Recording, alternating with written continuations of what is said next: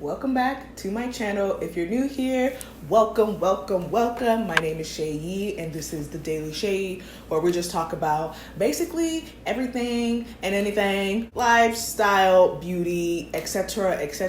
If you're a return subscriber, thank you so much for tuning in once again and for being a real one.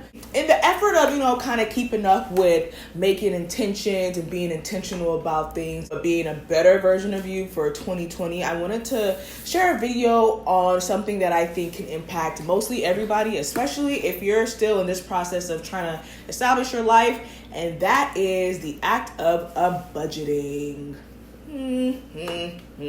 Disclaimer.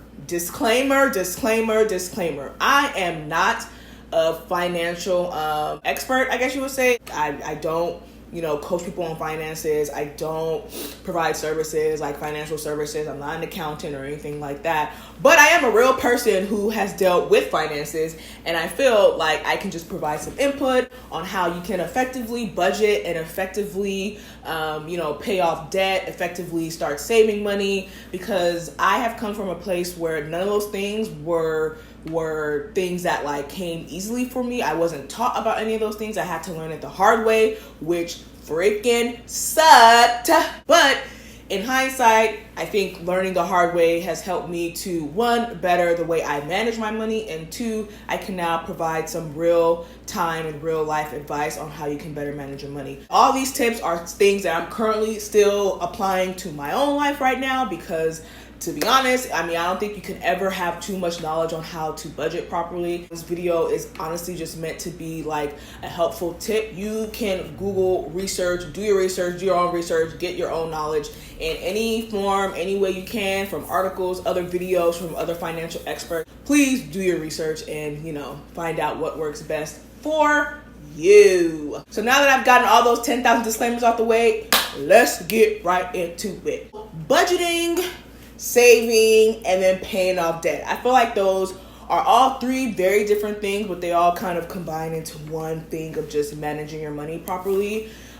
Quick background story. I grew up single parent. Saving wasn't really part of the plan because, to be honest, most of the time it's just kind of living paycheck to paycheck, making sure that we are surviving. So saving, the concept of saving, wasn't something that I was at all familiar with really until honestly a few years ago, when I kind of made the conscious decision that, I'm going to start saving my money.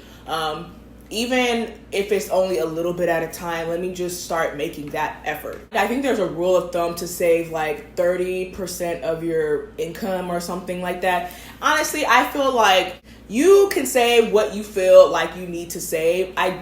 Sure, the rule of thumbs are always helpful, so you have kind of a basis on what to do, but I don't think they need to be held as bond. I personally say whatever you feel comfortable with saving, set that number and then stick with that number as often as you can. And so I, as most people do, get paid bi-weekly for the most part. And so I make sure that at every paycheck I get, I save a nice little chunk of that and I put that into a savings account. Now, I do have access to the savings account. There are many savings accounts where you can set up and you technically don't have access to it. There's not a card or a debit card attached to it, or it's something that attaches to your personal checking account where you can kind of easily get the funds. So that's another option for me right now, having it in my savings there. When I see it, I'm okay, I know that money is not meant for me to be using frivolously. It's just there for the sake of it being there. Eventually, I will look into finding a savings account that I don't have any access to, and that will just kind of be building up interest. But for right now, this current savings account is doing what it has to do. And those savings accounts that you don't have access to, they're usually called high yield savings accounts, where essentially they're yielding higher interest than a normal kind of bank savings account. And so it's kind of better in the long run. But again, if you're just starting your savings journey, then I would just say just open up a savings account at your bank and just have it where you know that you're putting in money every time you get paid or what have you. There's different ways you can do this. I know there's ways where your bank can automatically take the money from your account on a certain date or at a certain cadence, depending on what you set or what you tell them. Or you can just, be like me and just be diligent. So I always write stuff down in my handy dandy notebook. A lot of it is filled with how I budget budget and making sure that I budget properly. When I get paid, I always kind of write down, what I need to pay for, but I always make sure that, okay, I know for a fact, no matter what, that this amount is going into my savings. For the most part, it stays the same. Over time, it has increased a bit just based on kind of like my comfortability level and based on me paying other things off. But yeah, I feel like, okay, I can save a little more now, so let me put a little bit more into the savings account and, just watch it grow. I'm not saying you gotta save like $500 every paycheck or $1,000, whatever. Just save whatever you can. When I first started saving, I was just like, it's very tempting to want to get into that savings and use it, because the mentality I grew up with is kind of like, if there's money there, you use it. And I'm not saying that mentality is bad, but I think it's just kind of shifting the mentality and making sure that you're focusing on what is more important. And so I wanted to make sure that I had a savings account that was, essentially for emergencies. Like if anything ever came up, car issues or, health issues, God forbid, or anything like that, that I had somewhere I knew I can easily pull from without it kind of like, throwing me off or making me feel like, okay, now I have to like do all this extra stuff to make up for that money. You can save for emergency, you can save for travel, you can save for personal reasons. I try to save for all three. To that point, I think that segues into my budgeting aspect and how I budget for savings and then budget for everything else. But personally, when I get paid, I balance my books, and I literally balance a book. Like I don't internally do it because I need, I'm a visual person. I need to see it laid out. And so before I get paid, I essentially I know like each paycheck, what it usually goes toward. I think a great way to help you budget is to like for each paycheck, have it set out for certain things. Like I personally don't like piling all my bills into one paycheck, because then I'm like, I don't got no money. After that, like I don't have no money. I rather split it up. For me, it's something that helps me know that like I know that I'm still paying the stuff off, but I know that I still have a little something that I can use for myself. Most people get paid bi-weekly. Then I think it's best to kind of split up. Like, okay, this paycheck is meant for this and this paycheck is meant for this, and leave it at that. I write down how much I get paid, and then I start subtracting. I just start subtracting. So the two things that's always like for a fact, no matter what will be done, is paying my tithe and putting money in my savings account. Like those are the first two things I usually do, because I'm like, I don't need to see that money. I don't need to pretend like it's mine, because it ain't. It's not mine. Some of it belongs to God and some of it belongs to, my savings account. And once I just let it go and release it, then I no longer look at it like, oh no, like I'm not getting paid this month. Again, this is what works for me. It helps me kind of maintain a level of expectation without thinking like, oh my God, I'm losing out on money, because that mentality will start having you not wanting to save or not wanting to do other things that you feel like you really need to do because you feel like you're losing out on money. So just pretend like that money don't even belong to you. It ain't even yours. It's not yours. Okay? It's not yours. Then I start budgeting based on like everything else I have to pay for. So like I mentioned, usually the next things that come next are bills. The bills that I need to pay, the bills that are due. And then after that, I start focusing on my debt. There's student loan debt, credit card debt, consumer loan debt, and car loan debt. And thinking about it and thinking about where I'm at now and where I was then, like, my God, it was just so hard. And I was literally living paycheck to paycheck, but not even living paycheck to paycheck, y'all. Like, I would get paid and my account was already hella negative. I would get paid and it would cover the negative, and then I would have to pay stuff. And then my account was literally negative like 2 days later. My account was consistently in the negative, and not like negative $10 or negative 20. It was like negative 400, negative 500. So when I say like, when I'm telling y'all all this, trust and believe that I'm saying this from experience. Like I had to learn the hard way how to get things done, because I was just like, that could not be my life. Like, ooh, no ma'am. No ma'am. And I wrote a whole blog post on how I got out of that situation. I'm super grateful to God Almighty that I have paid off my car loan debt. That's one thing that was obviously a very big debt of mine, and I paid that off as of last, I believe, July. It's mine. I also paid off like one of my credit cards. Here is my tip for paying off debt.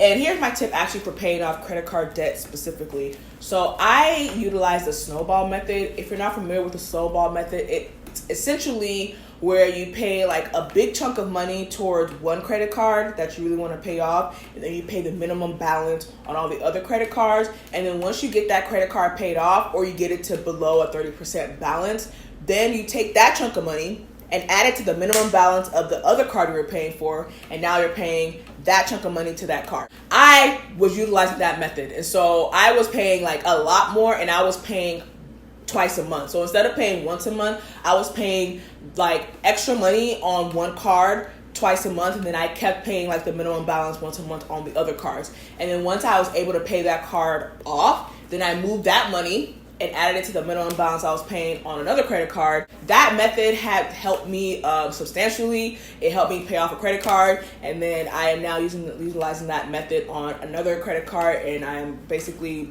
almost down to a lower balance than I was before. The goal is to get it to under 30% usage, and that is like the sweet spot. So that way it's like you're using your credit card, but you're not overusing it. Use it, but pay it back. Like, make sure that you're buying stuff that, you know, you technically can't afford. I would say, like, if something is $500 and you know that, okay, in 2 weeks time or in 1 month's time, I'll have $500 to pay on this thing, totally use your credit card to pay, and then take that $500 that you were planning to use and put it towards a credit card payment, because that's how you do it. You don't want to, speaking from experience now, you don't want to use your credit card and spend $1,000 on something and you know there's no way you're going to get that $1,000 back to pay it off, because now your usage rate is high. I have learned the hard way, and I'm still like kind of facing the repercussions of that kind of learning and that kind of mentality of just using my credit card as if it was my money. It's not mine. Like, it's not mine. It's not yours. It's not anybody's. It's the government's. All I have to say, the snowball method has substantially helped me pay off debt. And that is one way that I've been able to pay down my credit cards. It's another way that I've been able to ask for a balance increase on another credit card, because it's like they see that I'm paying it off consistently. They see that I'm using it while paying it off. So it's kind of like, okay, you know, you're actually being a good credit user. And a higher balance only means that now your usage rate technically goes down. So if your balance at one point was, let's say, $500, and then you get a balance increase of $1,000, and you had a balance of let's say 300 out of 500. Now you have 300 out of 1,000, which is a much better position to be in. And so when I'm budgeting, I write down, okay, here's what I'm paying for my bills, and then here's what I'm paying for my consumer debt. It takes a lot of effort to kind of be diligent in that respect. You have to really sit down and be willing to sacrifice in some areas. I mentioned this in the blog post, but having to like kind of come into this state of financial freedom just takes a lot of time, and just making sure that you're willing to put aside some other things in order to focus on some other things. So there's some people out there who like, I paid off $200,000 on my student loan debt, and I'm like, dang, that's amazing. I wish one day, perhaps, but like, I have a lot of student loan debt, and grad school was the one that tipped me over the edge.